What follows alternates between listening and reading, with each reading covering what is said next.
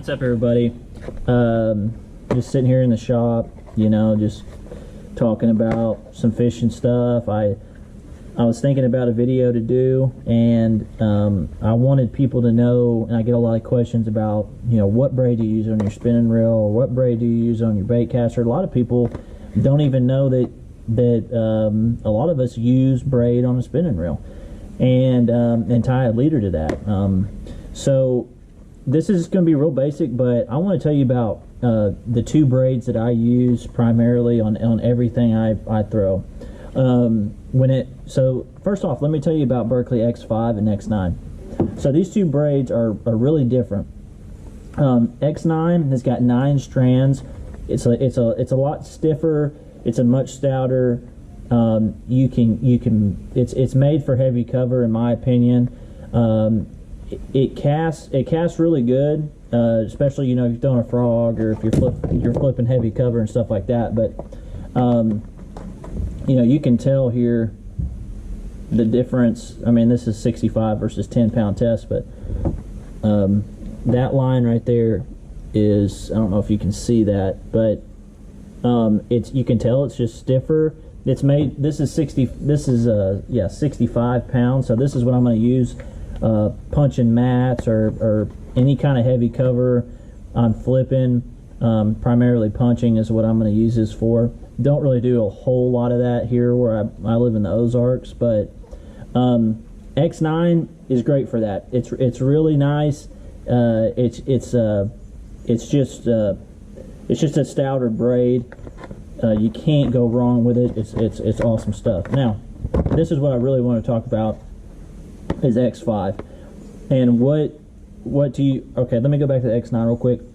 When I'm throwing a frog and stuff like that, I usually throw about 40 pound, and when I go up to punching, I'll throw 65 pounds. So keep it really simple.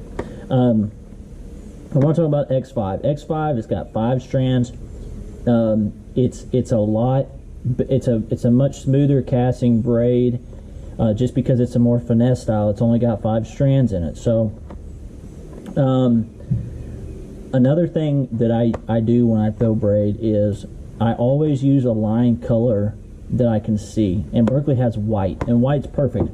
So whenever I'm fishing a wacky rig or Ned rig or anything like that, I always watch my line as it falls, because you can no matter if you can't feel it on your rod, you can lay I always cast and lay my line out on the water, and and I watch my line as it falls, because you can either see, if you know the depth you're casting in and you know the rate of fall of your bait, if it drops down 2 feet and it stops, you know that a fish has just ate it, and then you know, sometimes it's going to pull, or that's when you set the hook. Sometimes they just sit there with it in their mouth. Typically they'll start swimming off with it, and you can see that different rate of line moving when you get a bite.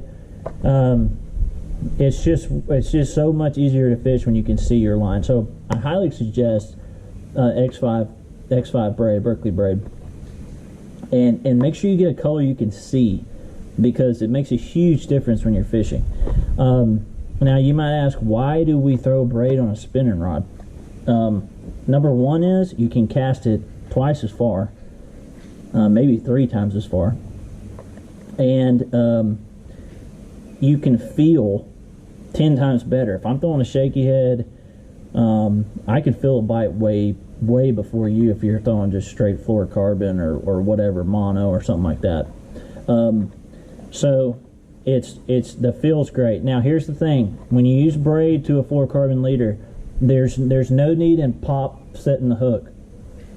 I get into this a lot with people I fish with. Braid has no stretch to it, so when you get that leader, yeah, you're going to set the hook, you're going to pick your rod up and really put pressure on the fish, but that's all you're going to do. You're not going to, you know, just jerk them like that, because you're going to end up breaking the knot at your hook, because it's just, there's no stretch, so there's not a whole lot of give there. So I really recommend, when you get a bite, you reel down and you reel it, make sure your drag's tight, and pull up on that fish real good, and that hook's going to set every time. But anyways, back to the X5. This is 10-pound test. I can cast this a mile. I use this most of the time when I'm throwing weightless worms and stuff like that, just because it's just so much easier to cast, and I can throw it a lot further on weightless stuff. Now, when I'm throwing a shaky head or something a little heavier on a spinning rod, I typically throw 15. This is 15 pound. So those are really the only two sizes I throw. I really use 15 a lot. It's still a real small diameter braid, and you can see, I don't know if you can see that, but it's great. Okay, here's one more thing I want to say. What the knot I tie is to my fluorocarbon leader is an FG knot, and that'll have to be a later video. You guys can probably find that anywhere on YouTube or the internet, but the FG knot is basically a Chinese finger trap knot that you wrap around the line, and the more you pull on your leader once you attach it to this braid, it cinches down on that. So the reason I like X5 braid is because if you feel it, it's kind of coarse. It's got a little roughness to it. And I think that's huge, because that allows each one of those, when you tie that knot, it allows each one of those little finger traps of line, because it ends up going down your line. Let me see if I can show you. Yeah, this has got a little fur on it, but you can see that knot there, how smooth it is. So that's gonna really catch on that braid. I do not like slick braid. If you throw slick braid on a spinning rod, it's a lot harder to get that FG knot to hold better. It's still gonna hold, but this braid is perfect for holding that FG knot. And the FG knot, in my opinion, is the strongest knot. I do never ever break leaders off with an FG knot. So it's just an awesome knot, but this braid is really key to holding that knot. So make sure you get a coarse coarse braid. An X5 has that. It's really good line. I've used all other brands, and there's other brands that are good too, but there's no reason why you wouldn't want to use X5. I promise you, I use it everything I throw, all my spinning rods, and it's just an awesome line. So thanks for watching, guys. That's what I do when I pick out braids out for spinning rods and bait casters. Berkley makes two, and they're all you need. You got X9 for heavy stuff and X5 for more finesse. So go check those out at Berkley. Pick them up. Probably order them off Tackle Warehouse, wherever you want.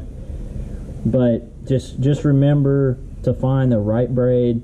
Make sure you're throwing the right size, and and when you set the hook on a fish, guys, make sure you tighten your drag down. Set that hook, put pressure on him, get maybe a couple pumps in there, get the hook set in the fish's mouth, and loosen that drag and let them run if it's a big one. That's really key. I see a lot of people trying to set the hook and they got their drag loose. If your drag's loose and you're trying to set the hook, you're just giving line. You're not putting any pressure on that fish. So one more quick thing, when I'm throwing a spinning rod, it all depends on water color. Water clarity, yeah, water color, on what size I go to. If I'm fishing around here in the Ozarks or some of these lakes like Table Rock or Bull Shoals, or even the lake here at my house on the lower end and the water's really clear, a lot of times I'll throw 6 pound tests. If I'm not around cover, 8 pound is really perfect. If you are fishing around bushes and stuff in the clear water. But if I get in some stained water, say I go to Sam Rayburn Lake, I'm going to throw 10 pound test, no problem. If I'm fishing a situation on the Arkansas River or somewhere where it's dirty, I'll throw 12 pound, just because I can get away with it. And if I can get away with it, I'm going to go with bigger line, so I don't, for some reason, get wrapped around a stump or something and break off. So that's kind of how I set up my spinning rods with braids and stuff like that. Guys, follow me, joeycifuentesfishing.com. follow my, subscribe to my YouTube page, and I got more stuff coming. I'm trying to put a video out every week. So that's it. Appreciate it.